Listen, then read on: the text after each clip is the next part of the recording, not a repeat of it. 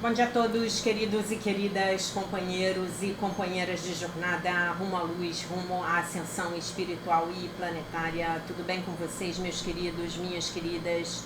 Então, hoje é dia 23 de fevereiro de 2025, domingo, e nós vamos juntos dar continuidade à nossa jornada 2025, uma nova escolha, através dos ensinamentos de um curso em milagres. Então, estamos hoje na lição de número 54. Revisamos hoje a lição 16. Eu não tenho pensamentos neutros. Lembrando que hoje é o quarto dia da nossa primeira revisão.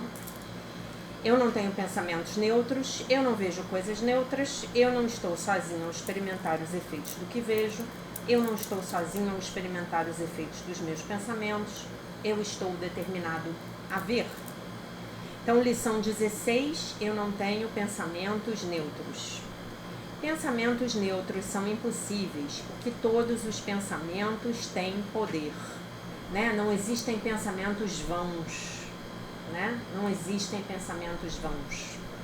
Eles farão um mundo falso ou me conduzirão ao mundo real, mas os pensamentos não podem ser sem efeitos. Da mesma forma que o mundo que vejo surge dos meus erros de pensamento, o mundo real surgirá diante dos meus olhos à medida em que eu permita que os meus erros sejam corrigidos. Erros mentais, né? Meus pensamentos não podem deixar de ser verdadeiros ou falsos. Tem que ser um ou outro. O que vejo me mostra o que são, né? Então, o que eu vejo na minha frente me mostra a natureza dos meus próprios pensamentos. Não é mesmo? Muito bem. Lição 17. Eu não vejo coisas neutras. O que eu vejo testemunha o que penso. Se eu não pensasse, não existiria, porque a vida é pensamento. Que eu olhe o mundo que vejo como a representação do próprio estado da minha mente. Sei que o estado da minha mente pode mudar. E assim também sei que o mundo que vejo pode igualmente mudar. Eu não estou sozinho ao experimentar os efeitos do que vejo. Se eu não tenho pensamentos privados, não posso ver um mundo privado. Até mesmo a louca ideia da separação teve que ser compartilhada, antes que pudesse formar a base do mundo que vejo. No entanto, aquele compartilhar foi o compartilhar do nada, né? Foi o compartilhar da ilusão. Posso também evocar os meus pensamentos reais que compartilham tudo com todos. Da mesma forma que os meus pensamentos de separação convocam os pensamentos de separação dos outros, assim também os meus pensamentos reais despertam os pensamentos reais neles. E o mundo que os meus pensamentos reais me mostram, despontará na sua vista, assim como na minha. Lição 19. Eu não estou sozinho ao experimentar os efeitos dos meus pensamentos. Não estou sozinho em nada. Tudo que penso, ou digo, ou faço, ensina a todo o universo. Um filho de Deus não pode pensar ou falar ou agir em vão. Ele não pode estar sozinho em coisa alguma. Portanto, está em meu poder mudar todas as mentes junto com a minha, pois o meu poder é o poder de Deus. Lição 20. Eu estou determinado a ver.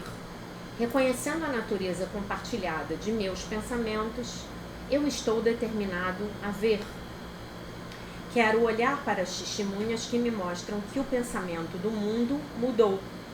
Quero contemplar a prova de que o que tem sido feito através de mim tem capacitado o amor a substituir o medo, o riso a substituir as lágrimas e a abundância a substituir a perda. Quero olhar para o mundo real e deixar que ele me ensine que a minha vontade e a vontade de Deus são uma só. Então, lição 54, quarta lição da nossa primeira revisão, revisão 1. Aquela revisão na qual nós estamos aí encarando de frente a falsidade a ilusão, a mentira do sistema de pensamento do ego que está baseado num pensamento falso. Estamos separados dos nossos irmãos, estamos separados do nosso Criador. Então tudo que o ego cria é falso, porque foi criado em cima desta premissa mentirosa. Não estamos separados nem uns dos outros, assim como não estamos separados do nosso Criador. Nunca estivemos. Nosso Criador e nós somos uma coisa só, ok? Então vamos lá. Eu não tenho pensamentos neutros, eu não vejo coisas neutras, eu não estou sozinho ao experimentar os efeitos do que vejo. Eu não estou sozinho ao experimentar os efeitos dos meus pensamentos. Eu estou determinado a ver. Muito bem. Agora a gente passa então para a leitura do texto de hoje, do livro A Linguagem da Liberdade, de Melody Beattie. O texto do dia 23 de fevereiro é intitulado Força. Nem sempre temos de ser fortes para sermos fortes. Às vezes nossa força é expressada em sermos vulneráveis, ao sermos, vulneráveis. Às vezes precisamos desmontar-nos para rejuntar-nos e voltarmos aos trilhos. Todos nós temos dias em que não podemos ir mais longe, não podemos controlar nossas dúvidas, não podemos deixar de ter medo, não conseguimos ser fortes. Fortes nessa definição mais do ego, Ela bota inclusive a palavra em itálico. Há dias em que não conseguimos nos concentrar em sermos responsáveis. Às vezes não queremos sair dos nossos pijamas, especialmente no inverno, gente? Às vezes choramos diante dos outros, demonstramos nosso cansaço, irritação ou raiva. Esses dias acontecem e devem acontecer. Parte de cuidarmos de nós mesmos significa permitirmos a nós mesmos desabar quando precisamos. Não temos de ser perpétuas torres de fortalezas. Nós somos fortes, já provamos isso. Nosso poder continuará se nos permitirmos a coragem de sentir medo, fraqueza e vulnerabilidade quando necessitamos sentir essas emoções. Hoje, Deus, me ajude a saber o que está certo e a permitir a mim mesmo ser humano. Me ajude a não me sentir culpado ou a não me punir quando eu precisar desmontar-me. Tudo isso é muito humano, gente? Nós podemos nos permitir, Nós podemos nos permitir sermos humanos, Nós somos isso, humanos, E é exatamente isso. Tem dias que a gente não quer sair dos pijamas, E tem dias que, felizmente, final de semana lá, nós podemos nos permitir não sair dos pijamas, Ficamos lá pela casa andando que nem uns zumbis de pijama, É isso. E aí nesse dia você pode apelar para a sua comida conforto. Eu acho que eu falei disso bastante em 2023, quando a gente estava na jornada de cura da criança interior, Você pode apelar para a sua comida conforto. Vocês sabem, já contei para vocês aqui que a minha comida conforto é um pãozinho com manteiga e um Nescau, Nescau, aquele mesmo, da Nestlé,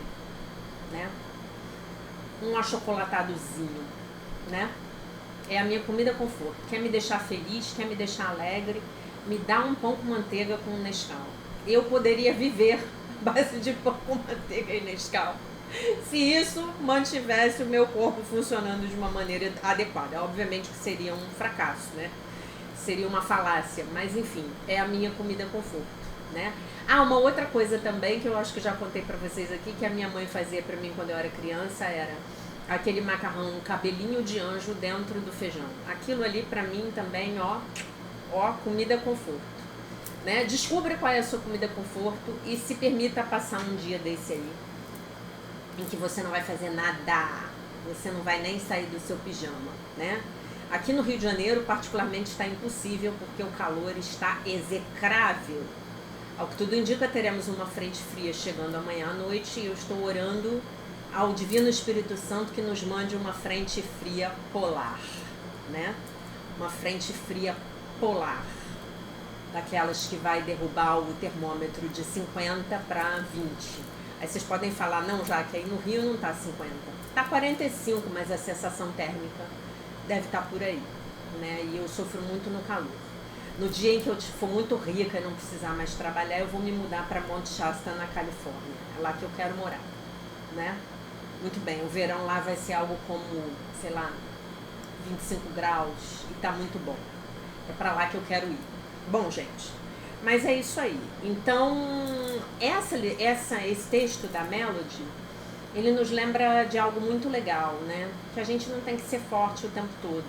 Às vezes nós temos que ter a força de sermos vulneráveis. E tá tudo bem, né? Tá tudo bem, né? Tá tudo bem.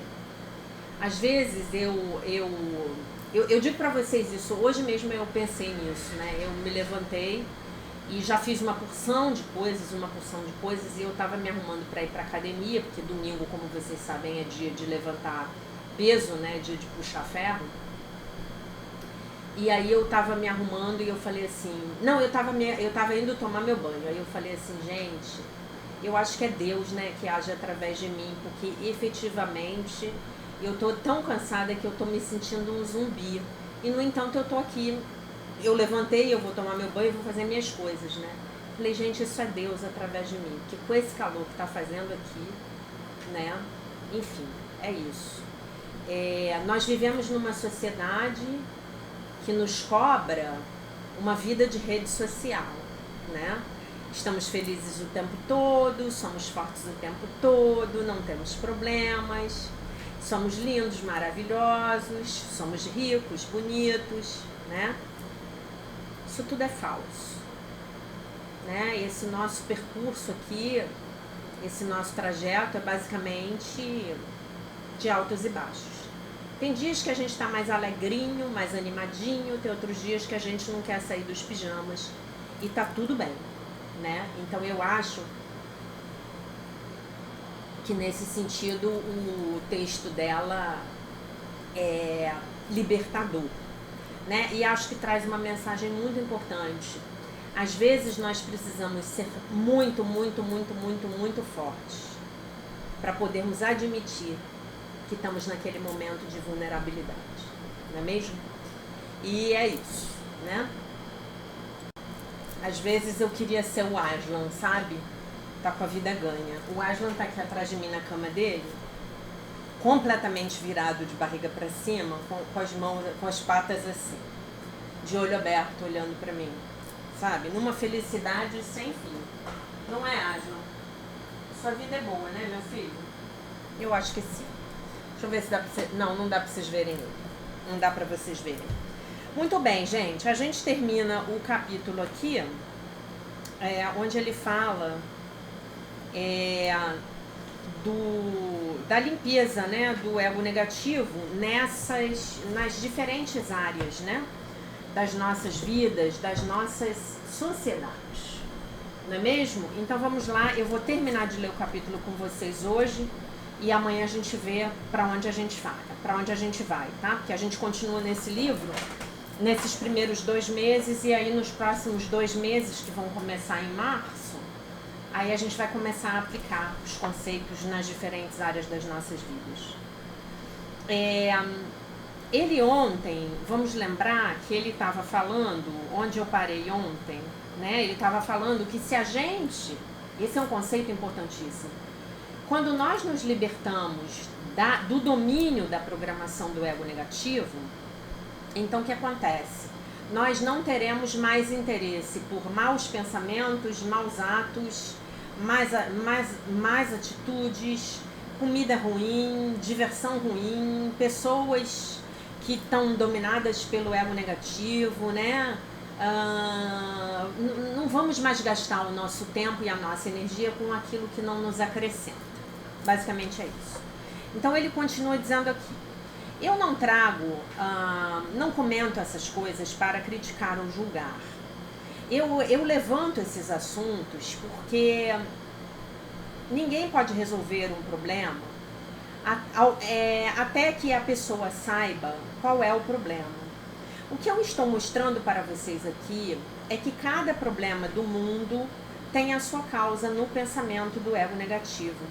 Cada solução tem a sua causa no pensamento do Cristo e do Buda. Todas as soluções de band-aid, né, esses paliativos, podem ser úteis, mas se você realmente quer alcançar a causa raiz de todos os problemas e removê-la de uma vez por todas, então tem que haver uma mudança no eixo da Terra. Isso aqui, eu espero que ele não estivesse fazendo um trocadilho, tá? Tem a maior galera que diz que a Terra vai passar por essa mudança de eixo, né? Eu espero que ele não esteja fazendo um trocadilho aqui. Como a gente diz, sem trocadilho, né? Ou como os americanos dizem, na língua inglesa se diz no pun intended, né? O eixo polar, a mudança do eixo dos polos, né? O eixo de rotação da Terra, sobre o qual... ele mesmo fala aqui, não é sobre a mudança do eixo planetário. É uma mudança de eixo na mente das pessoas, que vão sair do ego negativo para o pensamento crístico, búdico. Quando isso ocorrer, todos os problemas do mundo irão desaparecer. Para fazer isso, os trabalhadores da luz terão que primeiramente aprender essas lições dentro de si mesmos. O segundo passo é compartilhar as lições com seus amigos, família e estudantes e trazer essa compreensão para a sua profissão e para o seu campo de estudo. Se cada pessoa fizer isso dentro da sua própria peça do quebra-cabeça e estiver numa missão de serviço dentro do plano divino, o mundo então começará a mudar e se transformar numa velocidade muito mais rápida, o que vai transformar as instituições da Terra, do nosso mundo e da nossa civilização. Trazer a luz para esse mundo não é o suficiente.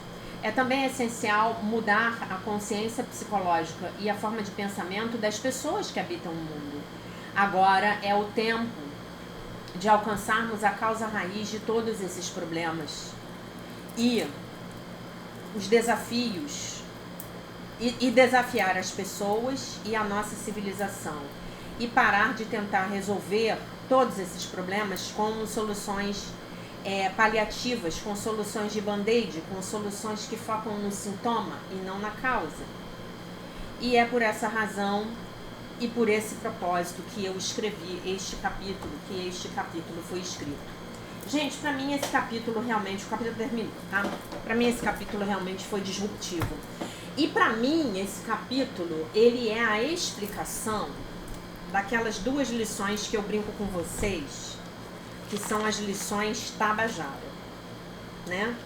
Quais são as lições Tabajara que para quem é mais jovem talvez não vá entender?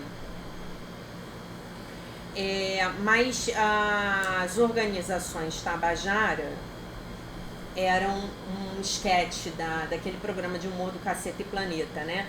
Então, assim, elas sempre, as organizações Tabajara criavam um produto que resolvia vários problemas, né? Então, era assim, seus problemas acabaram, né? Você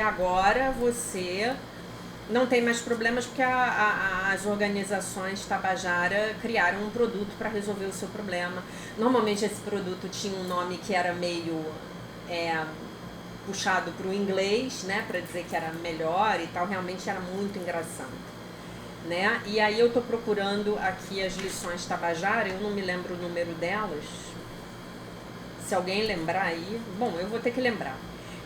Uma lição é que eu reconheça qual é o problema para que ele possa ser resolvido e a outra lição é que todos os problemas sejam resolvidos, né? Eu não me lembro do número, né? Definitivamente é uma lição da parte 1. Eu tô olhando aqui para ver se eu acho, tá?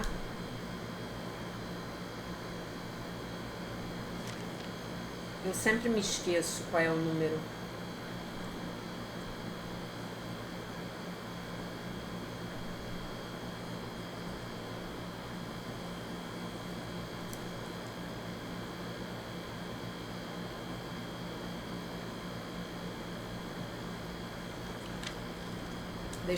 Vou dar um pause aqui para poder achar. Peraí.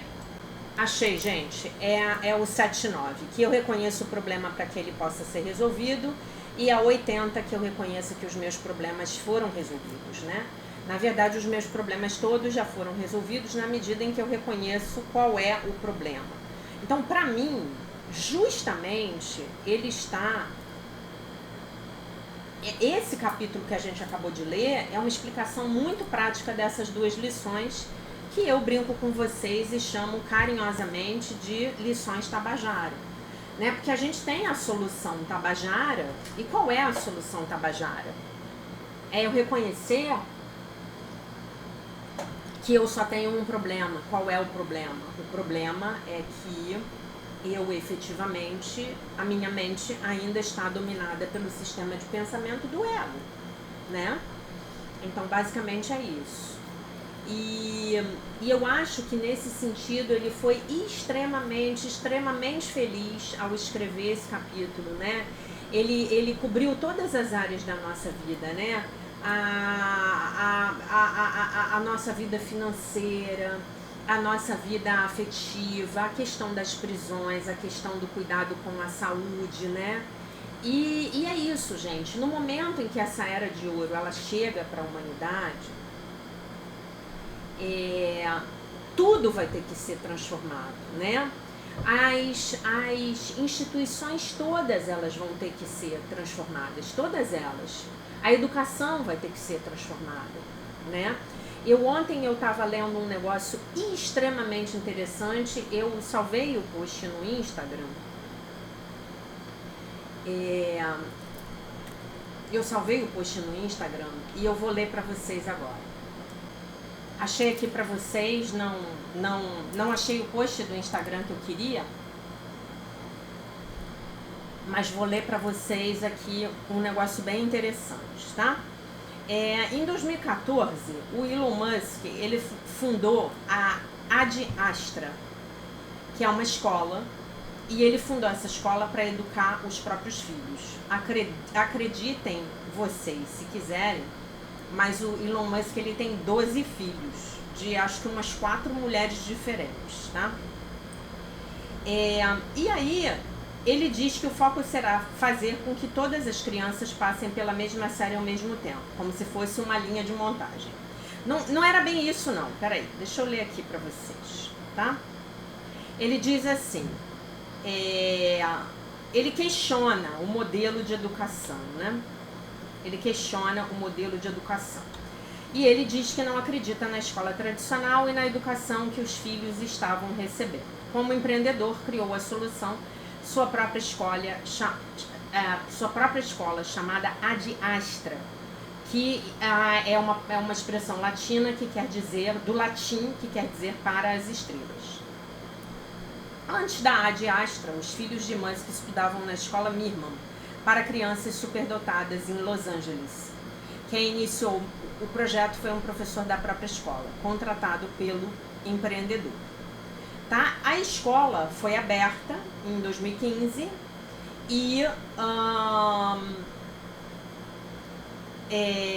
qualquer pessoa que quiser, tá, pode matricular o seu filho lá na escola, desde que pague lá o valor da mensalidade, né? E qual é o foco dele, tá? É muito interessante, né? Ele entende que as crianças precisam receber o conteúdo de uma maneira lúdica, né? Então eu vi uma entrevista dele em que ele falava assim, você não precisa obrigar uma criança a ficar jogando videogame. Na verdade, se você deixar, a criança vai jogar videogame o dia inteiro. Então, por que a gente não pode transformar os conteúdos em algo que seja lúdico a ponto de que elas queiram aprender o tempo inteiro, né? E aí, aqui, ó, a maior diferença em relação às outras escolas é que na Ad Astra não há cursos determinados pelo método tradicional. Algumas crianças adoram o inglês e outros idiomas, outras a matemática, blá blá blá. São habilidades diferentes. O mais sensato é que a educação se adapte às suas habilidades e aptidões. Seguindo esta filosofia, a resolução de problemas na escola é feita de modo diferente e muito mais inovador.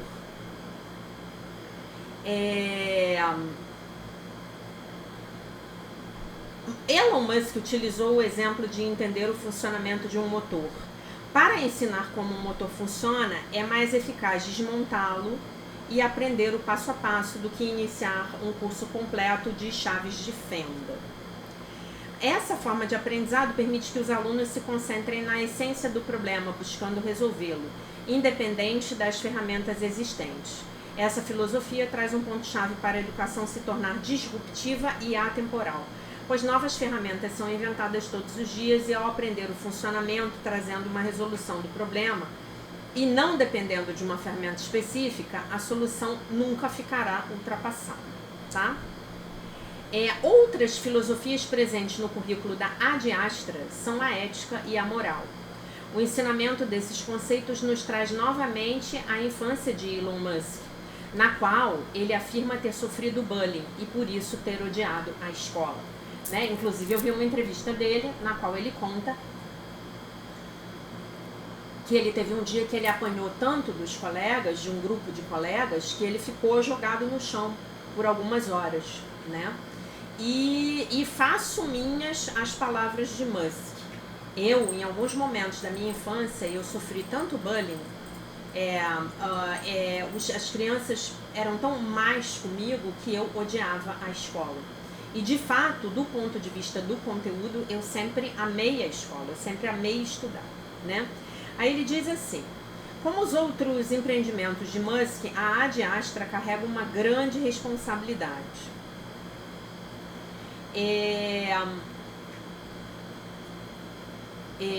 A autora Christina Simon, especialista em escolas privadas, afirma receber mensagens e questões de pais que desejam matricular os seus filhos, mas não sabem como fazer isso.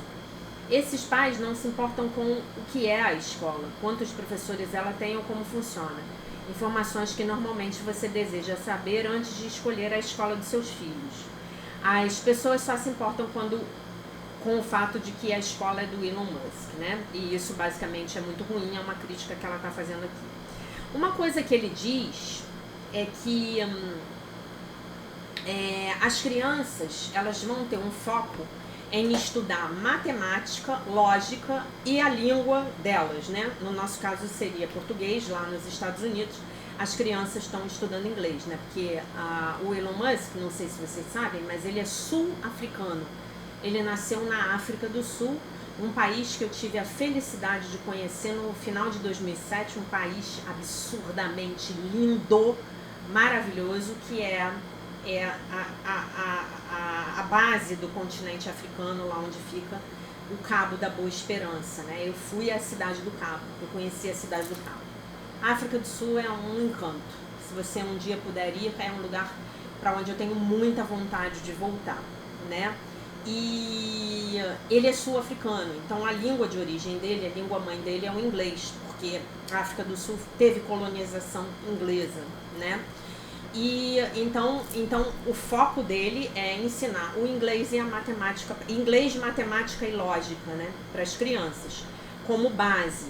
E eu já vi uma entrevista dele dizendo, vocês devem saber que eu gosto muito dele, né, porque eu falo muito dele aqui, né, e eu já tenho, por questão do fato de trabalhar com energia, né, dele ter criado a Tesla, enfim, aí eu fui saber um pouco mais da vida dele, e ele tem um projeto muito interessante, que é de você ter o seu carro elétrico, de você ter um teto solar na sua casa, né, não é nem um painel solar no teto da sua casa.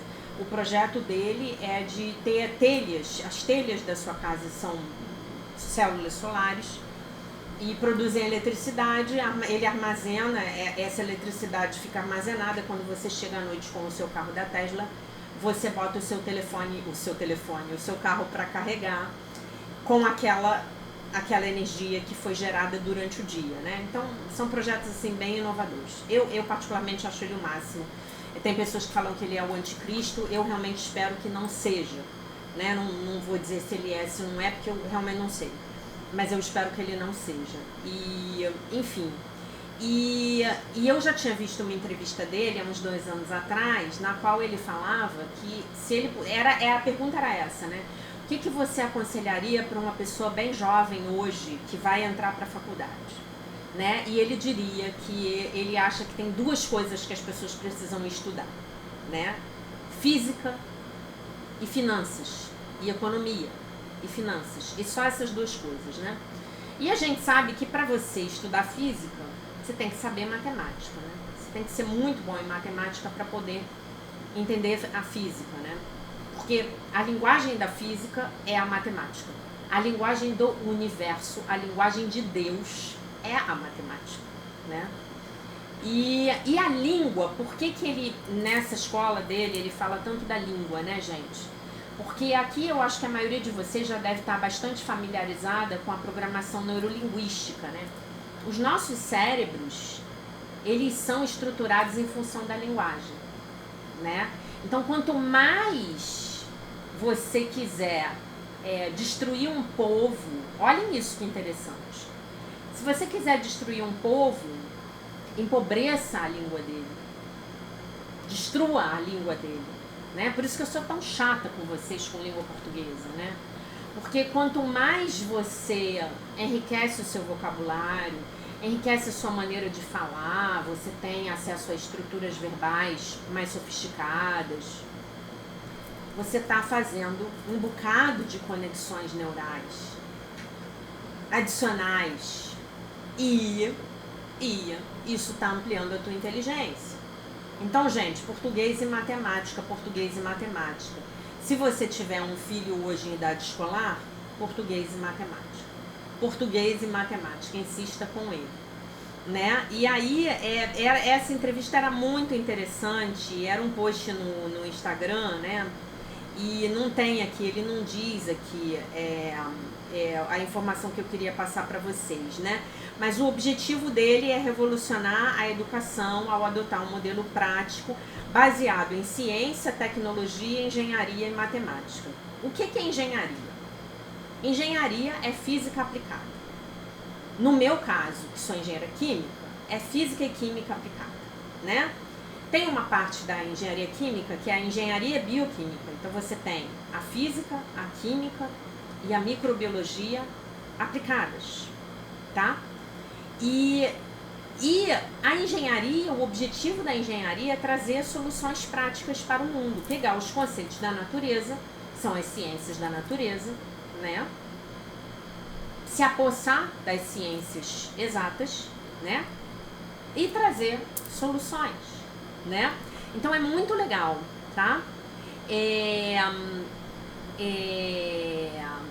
Ele ofereceu bolsas, né, no ano que a escola foi aberta, e eu vejo muito essa escola como uma escola que quer sair desse sistema de pensamento do ego. Por isso que eu estou trazendo esse exemplo aqui para vocês.